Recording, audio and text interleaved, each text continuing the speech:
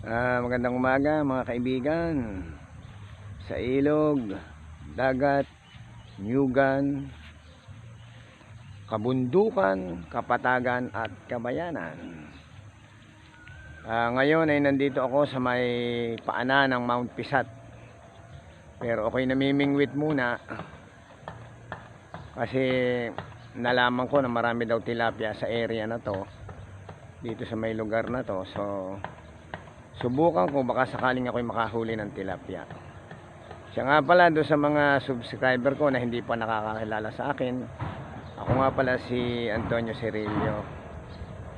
Ako'y isang arnis instructor, pero at the same time mahilig din ako sa mga adventure, fishing at saka mga survival. Yan ang aking hilig. Pero ang talagang probinsya ko is sa Quezon.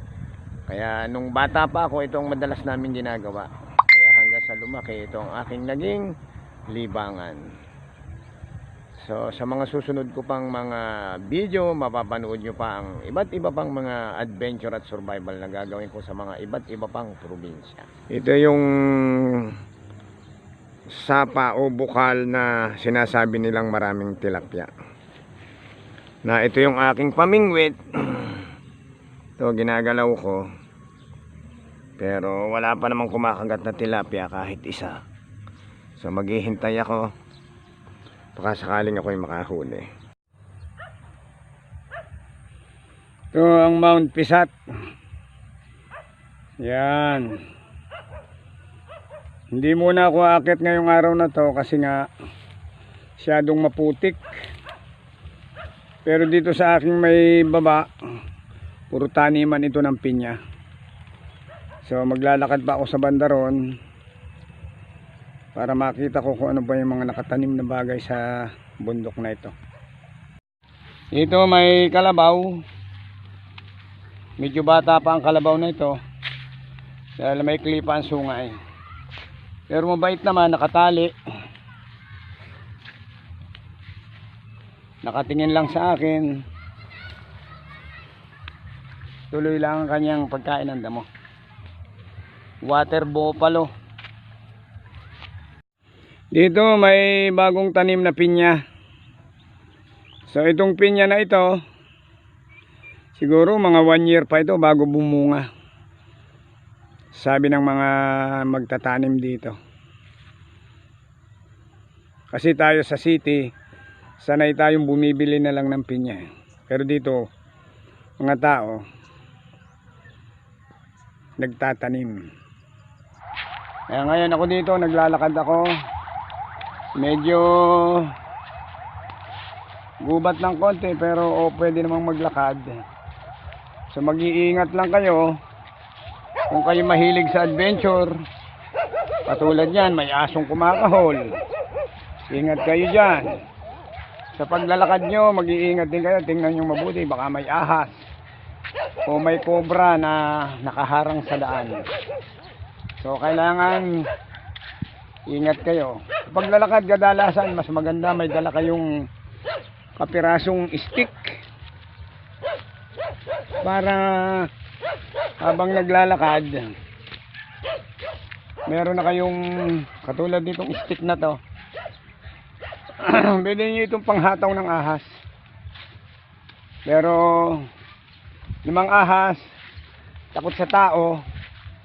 Kung sakaling naglalakad na, katulad ko, naglalakad na ako ngayon, may ahas sa akin sa harapan ko, siguro mga ang layo, ang mga 5-10 meters. Bago ako dumating sa pwesto ng ahas, tatakbo na siya, aalis na.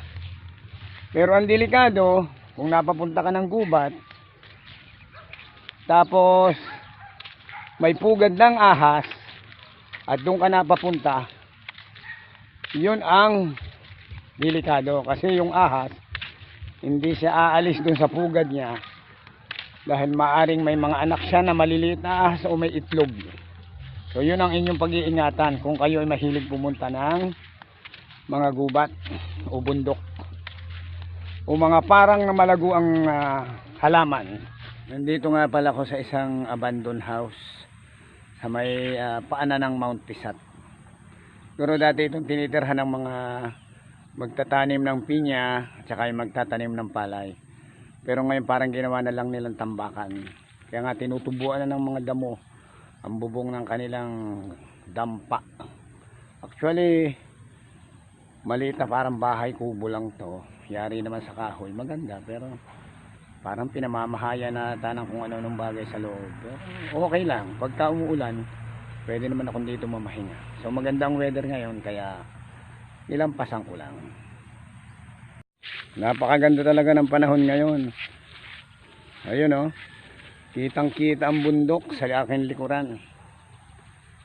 Kaya mag-i-enjoy ako ngayon sa pagmamasyal, pag-fishing. Mamaya pupunta rin ako sa Nyugan. So enjoy this weather kasi bihira ditong gumagandang panahon. Madalas dito ay palaging umuulan. Kalabaw pero malaki ito. Hindi ito yung nakita ko nung isang araw. O, nakatingin sa akin. Parang malalim yata iniisip ng kalabaw na to. Lapit ko. Yan. Para kitang kita. Si Damulag ang kalabaw. Nandito naman ako sa isang lugar na bukal na inaagusan ng Mount Pisat. Yung galing na sa bundok na tubig. Sinubukan kong manghuli rin dito ng tilapia. Baka sakaling makakakuha rin ako ng igat, bunog at mga tilapia. May kasama akong mga 3 trainee. Yung mga bata sa fishing. Kaya sabi sa akin sasamahan nila ako. Yung swampy area na namimingwit na namin ng tilapia. Pero mag-iingat kayo pag pupunta kayo sa area na to. Kasi marami ditong ahas. Ahas tubig, takid, at mga kung ano-ano pa. Sa kagat ng mga insekto. Si area na ito marami rin bayawak at mga kung ano pang ibang klaseng mababangis na hayop na nakatira sa gubat at tubig. Hilig kayo mag-adventure sa mga swampy area na ganito. Maraming tilapia, maraming isda. Mag-iingat kayo. Tsaka alam nyo yung mga dapat yung gawin para sa survival. Survival fishing. Itong naka-red si... Pakilala ka. John Ray po. John Ray, yung nakadilaw. Jason. Si Jason, yan. Silang mamingwit ng tilapia, mga well-trained na sila. Pero isasama ko pa rin sila sa mga adventure ko. Sa mga susunod na araw, makakasama ko sila. Magagaling na sila sa survival fishing. Nga pala si John Ray, papakita niya kung paano maglagay ng pain sa kanyang biwas. Nilalagyan niya na ng bulate. Yan, wrapper. Para makahuli ng kabunugan at katilapyaan. Yan. Ilalagay na niya. O, yung 2 bata doon, nasa kabila. Marami daw cobra dito, pero matatapang ang mga batang ito. Sanay sa survival. Marami rin bangkalang at saka mga kulisap, mga kung ano-anong nangangagat na kulisap, pero sanay sila. Mga bata pa na, sanay na sila sa survival. Nakahuli siya ng kaigatan. Yan, tamo, ang gagaling na ng mga batang ito sa survival. Ayan, sige, yan, baka makawala pa ang kaigatan. Sayang, yan. Huli na naman sila ng kabunugan. Ayan, ang gagaling ng aking mga trainee. Galing sila sa survival fishing. Sige. Okay na yan. May pang-ulam na tayo mamayang tanghali. Isang trainee, hindi daw niya matanggal yung yung kabunugan. Kabunugan na naman. Laging kabunugan. Sige, tanggalin mo na yan. Nilumod raw ang biwas ng kabunugan. Nakahuli na naman ang kabunugan. Yun. Daming huli nilang kabunugan. Ito na naman. Yan. Gagaling ng mga trainee ko sa survival fishing. Merong fish trap sa dulo na yon. Inilagay ng mga taong mahilig din sa survival kung paano makakahuli ng tarokoy, kabunugan at katilapyaan. So puro tarokoy pala dito. Ang tawag nila dito sa tarokoy ay yung pala ay talangka. Nakahuli sila na baka sakaling makahuli ng kaigatan. Pero ang dami din tarokoy dito at saka alibot at saka lubig ba yun? Yung bayawak. Ano? Ulig. Ha? Ulig. Ulig, yun. May ulig pala, may bayawak. Dito sa area na to, marami. So, tulad ng sinabi ko, maraming iba't ibang klase palang mga hayop dito sa area. Pero matatapang ang mga batang ito dahil sanay nga sila sa survival. Hindi sila takot sa mga bangkalang, bayawak, cobra, ahas, takid, at mga ahas tubig na umaatak. May mga linta din. So, okay lang sa kanila. Matatapang ang mga batang ito, sanay sila. Nakahuli uli ng isang tilapia. Ayan, magaling talaga siyang manghuli. Okay na naman ito. May pang-ulam na kami mamayang tanghali. Siya ng pain. Yan, lalapit ko. Paglalagay ng bulate sa baniit, yung bingwit, biwas. Yan siya. Halina, magaling na siyang mamingwit. Kasi bata pa talaga siya. Mahilig na siyang mag-survival fishing. Yan. Kaway, Jason. Kaway. Yan, kumamot pa siya ulo. Nahihiya siya kasi. Huli ng malaking kabunugan. Siya ang pinakamagaling ngayon manghuli sa araw na ito. Yan, okay. Sige, tanggalin mo na nga dyan, Ray, ang kabunugan. Yan, tatanggalin na. Yan. Lunok talaga yung bari. Magagaling na sila talagang mamingwit. Ang galing na aking mga trainee.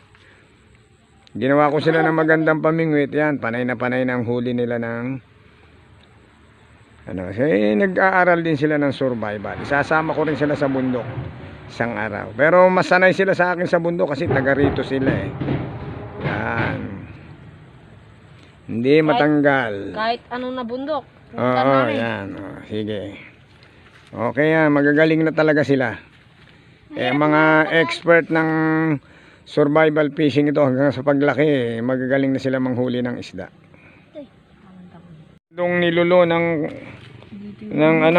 kabunugan ang bingwit. Kaya hindi matanggal ni John Ray. So dahan-dahan lang. Kasi baka madali ang kanyang kamay ng bingwit. Ito si Jason. Tapos si John Ray at saka si Darwin. Tinuruan ko sila sa survival fishing. Magagaling na silang manghuli. May huling katalapayaan si Darwin. Nakahuli ng kabunugan si Jason. May hawak silang mga tarukoy. Yan. Tarukoy. Tarukoy. Gagatan natin yung tarukoy na yan.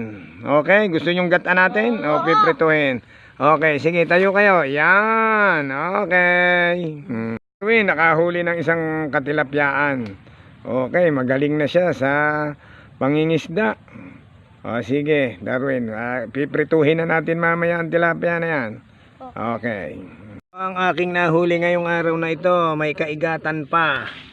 Ito ang kaigatan. Yan, ang kaigatan nasa gitna. Ito ang aking kaibigan. Isang batang makulit. Okay, yun. Ito, nakahuli ako ng kaigatan. Isa, pumapalag-palag pa. Okay, ang pamimingwit ngayong araw nito, nakadali ako ng higat, isa. Kaibigan, sana nagustuhan nyo ang aking survival fishing sa araw na ito. Kasama ko ang 3 kong trainee na mga bata. So, gusto nilang matuto din ng fishing pero marunong na sila. May experience na sila sa survival fishing. So, sa susunod pang muli, ang mga video ko ay abangan nyo at marami pang mga adventure at mga attack at mga survival. Bye-bye!